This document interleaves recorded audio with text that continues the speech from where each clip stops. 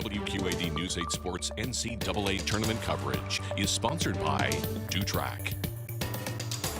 The Iowa Hawkeyes took the court in Buffalo preparing for their first round game against Richmond. The Hawks getting acquainted with their surroundings for the first round of the NCAA tournament. WQAD Sports Director Matt Randazzo checking out his surroundings as well. Hey Corey, welcome to upstate New York and basically the Canadian border. That's right, we're here at Niagara Falls, just 20 miles north of Buffalo. That is where the Iowa Hawkeyes are getting ready for the NCAA tournament. We'll have much more on the Big Ten tournament champions in just a few seconds, but I gotta show you what's behind me, and of course, that is Niagara Falls. I believe I was here when I was like 5, and the sights and sounds are just as impressive now as they were 37 years ago. Now, I promise you one thing. Myself and photojournalist Scott Weiss, we actually did some work today, and it's a big day for the Iowa Hawkeyes as they hit the practice court getting ready for Richmond. It was a busy afternoon at the KeyBank Center as the Hawkeyes get ready for the Spiders tomorrow. Everyone knows about the Hawkeyes' recent run, but don't sleep on the Spiders. Richmond captured the A10 title on Sunday as well and bring a talented and experienced group to Buffalo. The Spiders, no doubt, have the Hawkeyes' full attention. Well, they did the same thing we did. They won 4 games in 4 days. It's really hard to do. I know Chris Mooney really well. Really have a ton of respect for him and how they play. You know, there's some Princeton components to what they do. They got a lot of different shot makers.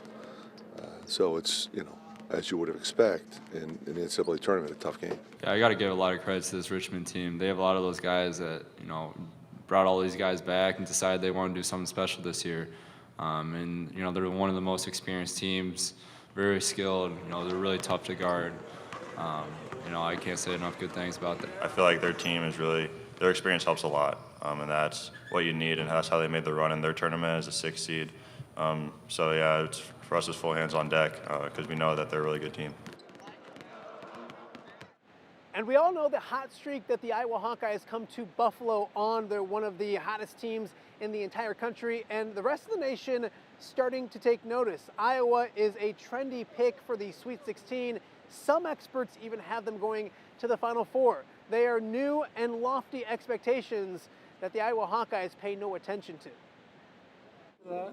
No, we just kind of lock into the scouting report, lock into the game plan and control what we can control. Because national people didn't think, or not even national people, most people didn't think much of us before the season. So why would we start paying attention now? We're just going to keep locking in and do what we do.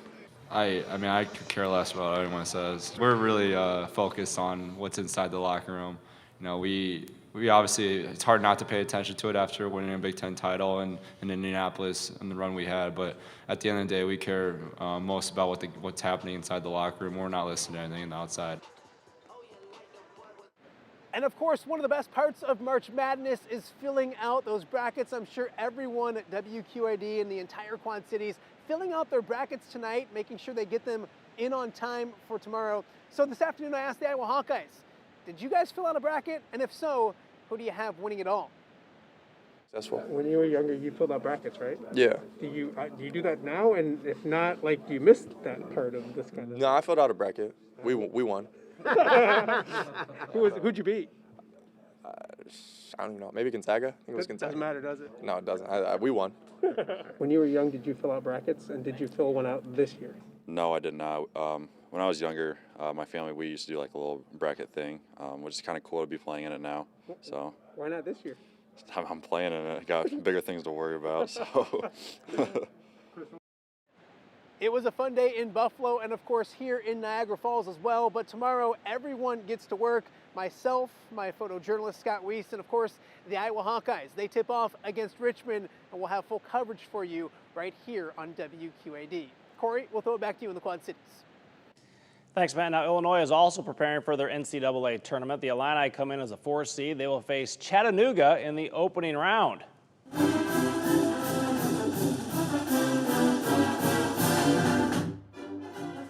The Illini have made the trip from Champaign to Pittsburgh to continue their preparations for their first round game against the Mocs. Illinois getting to their hotel in the Steel City. They will have an open practice and press conference on Thursday. Camille Gear, following the Illini, will have more from Pittsburgh tomorrow. It's been almost 3 years since we had indoor football in the Quad Cities, so after 2 years due to a shutdown of COVID-19, it's finally full steam ahead for the Quad City Steamwheelers. The players will get their first chance to play at the TaxSlayer Center for the first time this season. There are a few players that were there the last time that they had a season, and they can remember what it was like to play in front of that hometown crowd. Just being hometown, having the story of being a ball boy here, and then eventually playing for him. Having that year away from us really hurt the community. So having us back is going to be one of the best feelings in the world. It's special. It's special. It's one of the reasons why I decided to come back here, because you don't get a fan base like this everywhere else. And I think the entire league knows. That's why they're so excited that we were able to come back, because this fan base is special, and that's what you do this for. The Wheelers' home opener is this Friday against rival Des Moines. Kickoff set for 7 at the TaxSlayer Center. Should be a lot of people there watching that game, and a lot of people watching the Hawkeyes tomorrow. Yeah, that should be fun. All right, Corey, thank you.